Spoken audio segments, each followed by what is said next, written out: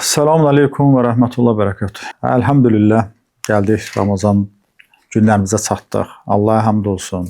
Allah hər bir insandan, hər bir mömindən, hər bir müsəlmandan bu gözəl günün ibadətini qəbul eləsin. Amin inşallah.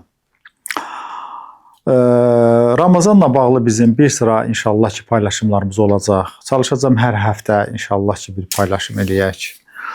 Bu gözəl günlərdən bəhrələnək. Bu gözəl günlərimizin həm bizim sağlığımıza, ruhumuza verdiyi bir faydaları insanlarımızın nəzərinə çatdıraq inşallah. Deməli, bugün biz Ramazanın faydaları haqqında danışaq ki, Ramazan bizim vücudumuza necə fayda verir? Fayda verirmi? Təbii ki, biz əlimizdə birinci növbədə gözəl hədisi və Quranı nəzərdə tutaraq deyə bilərik ki, həm Quranda, həm də hədislərdə keçir ki, oruç tutun, sağlamlıq qazanın. Və biz də sağlamlıq üçün oruç tutmuruq. Allahın rızası üçün, Allahın əmri üçün, Peyğəmbərimiz s.ə.v-in əmri üçün biz oruç tuturuq.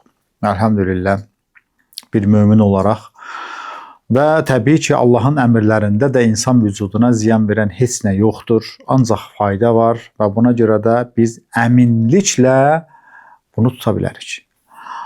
Oruçlu vaxtı insan bədənində bir sıra yenilənmələr baş verir. Mən bunu dəfələrlə demişəm. Hüceyrə səviyyəsində yenilənmə baş verir. Bütün tullantı maddələrimiz hamısı sağlam hüceyrələr tərəfindən yeyilir qida olaraq və bu sağlam hüceyrələr tərəfindən bölünmə yolu ilə sağlam kök hüceyrələr əmələ gəlir və insan vücudu başdan başa yenilənir. Başdan başa. Çünki bizim bütün toxumalarımız hamısı hüceyrələrdən ibarətdir. Və bütün toxumalarımızın hamısında hüceyrə səviyyəsində yenilənir və eyni zamanda nəinki tək hüceyrə, hətta hüceyrənin mayesi var, hüceyrə arası maye. Həmin o mayenin özü belə şəffaflaşır. Biz əgər toxumalarımıza diqqət eləsək, görərik ki, toxumalarımızın da oruca bir ehtiyacı var, aclığa bir ehtiyacı var. Deməli, ən azından qanımız gəlir bizim toxumalarımızın hamısını qidalandırır və qidalandırdıqdan sonra tullantı maddələri əmələ gəlir və bu tullantı maddələri limfa damarları vasitəsilə təmizlənir. Biz limfa damarlarının daxilində axan limfa mayesinə orqanizmimizin güzgüsü deyirik. Bura nələr aiddir? Limfa mayesi və piroizm turşuları, süd turşuları. Biz oruç tutan zaman həmin tullantıların miqdarında çox azalmalar baş verir. Və bu tullantıların miqdarında azalma baş verdikdən sonra isə bizim limfa damarlarımızın qapaq zədələnməsi riski aradan qalxır. Bax, görmüsünüz, adamlar var, ayaqları səhər durur, işləyir, axşama yaxın şişir. Adam var ki, ayaqları o qədər şişir, heç yatmır, buna biz fil ayaq deyirik. Bunların hamısı üçün oruç tutmaq birinci növbədə müalicədir. Çünki qapaq zədələnmələri aradan qalxır və orqanizmimiz yenilənir. Deməli, bizim qan dövranımızda yenilənmə baş verdi. Məsələn, şəkər kimi xəstəliklər, bu şəkər xəstəliyində nə baş verir? Diabetik angiopatiya. Angiopatiya damarların zədələnməsi. İnsulin dirənci yüksək olan insanlarda da damar zədələnməsi baş verir. Xolesterin və xolesterin sələflərinin yüksəkliyindən sonra da damar zədələnməsi baş verir. Çox piylənmədən sonra da damar zədələnməsi baş verir və aşırı dərəcədə karbohidrat və yağlı qidalar yedikdən sonra da damar zədələnməsi baş verir. Baxın, hamısı aşırılar. Amma biz oruç tutanda bu aşırılar tam tərsi olur. Nə olur? Yəni biz artıq yemirik, 13-15 saat ac qalırıq, toxuma səviyyəsində, hüceyrə səviyyəsində təmizlənmə gedir və damarlarımızın mənfəzi yavaş-yavaş başlayır təmizlənməyə. Damarlarımızın mənfəzinə maneə törədən bütün xolesterin və xolesterin sələfləri, tullantı maddələrinin hamısı hüceyrələrimiz tərəfindən yeyilir. Bizim az və sağlam hüceyrələrimiz tullantı maddələri axtarır ki, onunla qidalansın.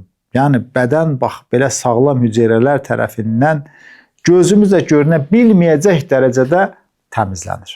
Elhamdülillah.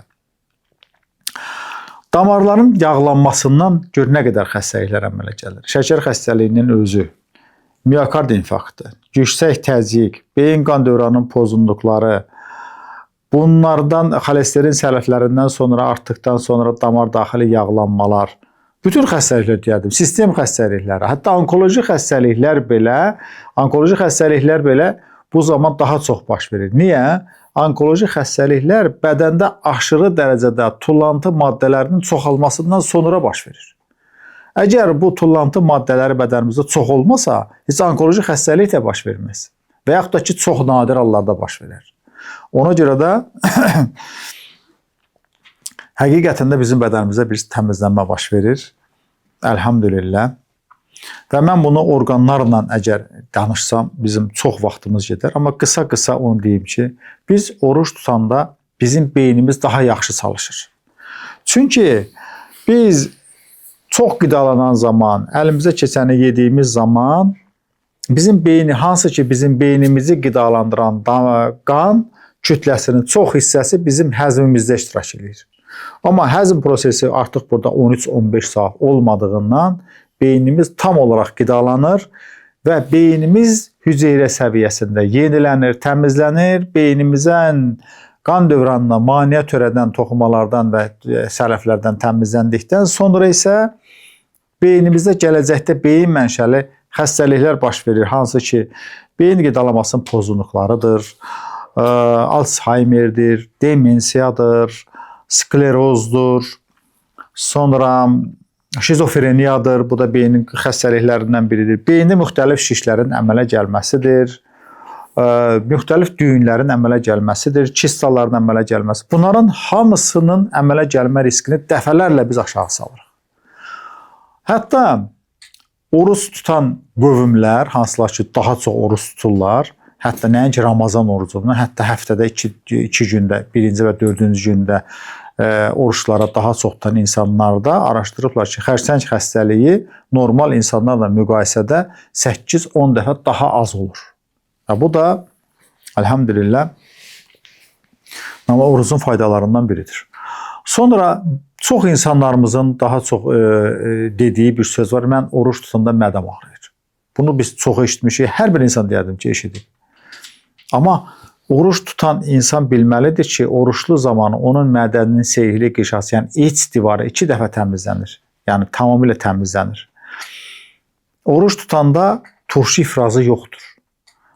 Bizim turşu ifrazı yalnız 2-3 gün, uzağı 4 gün ola bilər. Hansı ki, günorta vaxtı ki, həmin vaxtda biz yemək yirdik. Bax, həmin vaxtda turşu ifrazı olunub, insanı deyə bilər ki, mən yemək istəyirəm. Həmin vaxtda yemək də gəlməyəndən sonra artıq turşu istehsalı dayanır. Bax, həmin o birinci başlayanda 2-3 gün, 4 gün, uzağı 5 gün insan əziyyət çəkə bilər. Ondan sonra isə turşu istehsalı dayanır və qəti olaraq mədədə ağrı olmur. Nə də turşu olmur deyənə mədəni yandırmır. Həmişə mədə deyir, turşu ağzımıza qədər gəlir, boğazımıza qədər gəlir, qırtlağımızı yandırır.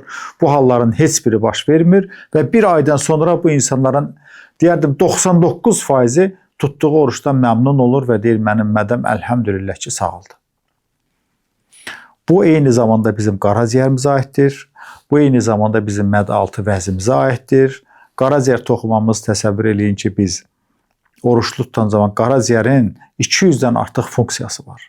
Və bu qaraciyər toxuması nə qədər yenilənir, qaraciyərin motor sekretor funksiyası nə qədər artır, qaraciyərimizin bizim bədənimizə nəzarəti nə qədər güclənir. Qaraciyər bizim ən böyük filtrimizdir. İnsan qaraciyərsiz 3-5 saniyədən artıq yaşaya bilməz. Təsəvvür eləyin, bu müddətdə qaraciyərimiz istirahət eləyir və özünü toparlayır. Gələcək bir dövrdə özünü toparlayır ki, daha da yaxşı fəaliyyət göstərsin. Az vaxt az yeyən insanların qaraciyərində piyələnmə baş vermir. Qaraciyərdə böyümələr baş vermir. Böyümüş qaraciyər üçün ən ideal müalicə ilə yenə də oruç tutmaqdır. Qaraciyərin müxtəlif xəstəlikləri var. Məsələn, sirrozdur, qaraciyərin piyələnməsidir, qaraciyərin motor sekretor funksiyasının zəifləməsidir, öd istehsalının azalmasıdır. Bunların hamısı yavaş-yavaş aradan qalxır və qaraciyər toxuması yumuşalır. Və OZ-də yoxlatdığında görürsünüz qaraciyər toxumasında bərkimə var. Bax bunu bir ay orucunuzu tutun, bir aydan sonra gedin baxın, görün qaraciyər toxuması nə qədər yumşalır və piyələnmə dərəcələri nə qədər aşağı düşüb. Sonra mədaltı vəz toxuması nə qədər yenilənir. İnsan aşırı dərəcədə gündə 5-6 dəfə qidalanmaqla ən birinci zədələdiyi orqan mədaltı vəzidir. Mədaltı vəzi çox yenilənir. Çünki yenə də 13-15 saat istirahət dövründə mədaltı vəzini yükləyən heç bir qida vasitəsi yoxdur, karbohidrat yoxdur, şəkər yoxdur, yağ yoxdur və buna görə də mədaltı vəzdə yenilənir və özünü ondan sonraki dövrə daha sağlam çıxardır. Və bu bizim bağırsaqlarımıza da aiddir. Bağırsaqlarımız şıraqlardan təmizlənir. Hər bir insanda 4-5 kiloqrama qədər daşlar var bağırsaq arası xovları arasında və bu daşlardan təmizlənir.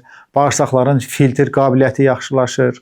Çünki bağırsaqlarımız zədələnəndə bizim bədənimizə böyük ölçülü piy toxuması daxil olur və bunlar bizim bədənimizdə piylənməyə və xolesterin sərflərinin qalxmasına səbəb olur. Bunlar oruclu vaxtda hamısı bədən tərəfindən, sağlam hüceyrələr tərəfindən təmizlənir və bədənimiz yeni sezona, yeni bədənlə çıxır, əlhamdülillah. İnşallah mən Ramazan orucu davam elədikcə bu söhbətlərimizə davam eləyəcəyəm və çalışacağam ki, insanlara orucu həqiqətən də fiziki cəhətdən sevdirəm inşallah ki, yəni qorxmasınlar ki, bizim oruç tutaran məndə xəstəlik əmələ gələr və yaxud da bədənim zəif düşər. Ruhumuzun qidası haqqında gələcək verilişlərimizdə danışacağam. Sağlam qidalanma haqqında danışacağam inşallah. İnşallah görüşərik. Salam aleykum və rəhmətullah və bərəkətuhu.